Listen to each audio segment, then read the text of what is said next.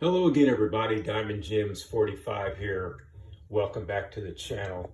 Tonight in the vast Midwest, if you're on Valley Sports and you get the Cardinal games, tonight's Cardinal game is going to be called by Buck and Caray.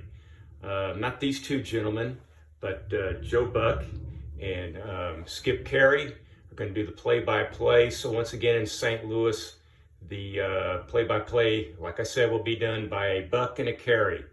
I grew up, first of all, with Harry Caray and Jack Buck in the broadcast booth for the Cardinals.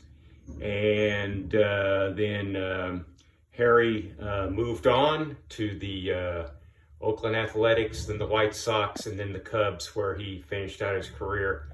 Boog Sciambi, the current broadcaster for the Cubs, has a great story about Harry Caray on a very, very cold day in Wrigley Field, and you can find it on YouTube and various spots on the internet, and I'll just let him take care of that. He does it a lot better than I would be able to do it.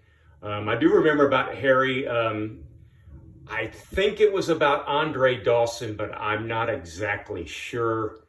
But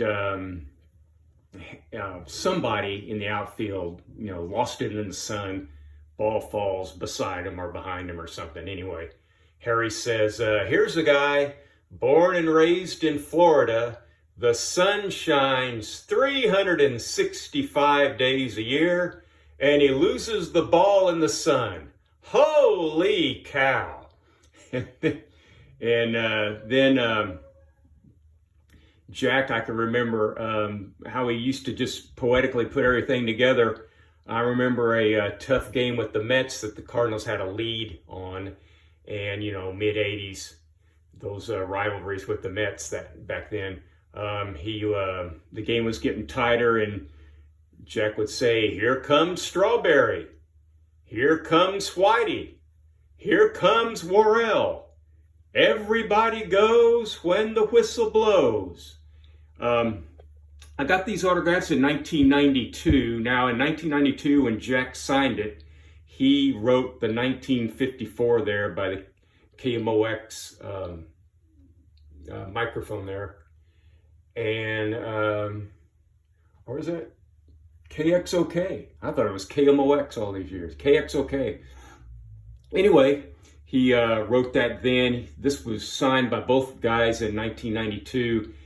I had a sister-in-law whose husband, well, they both ran a radio station in Southern Illinois, and they had the Cubs games on their station, and they went to an affiliates meeting and were able to meet Harry and got this signed for me there.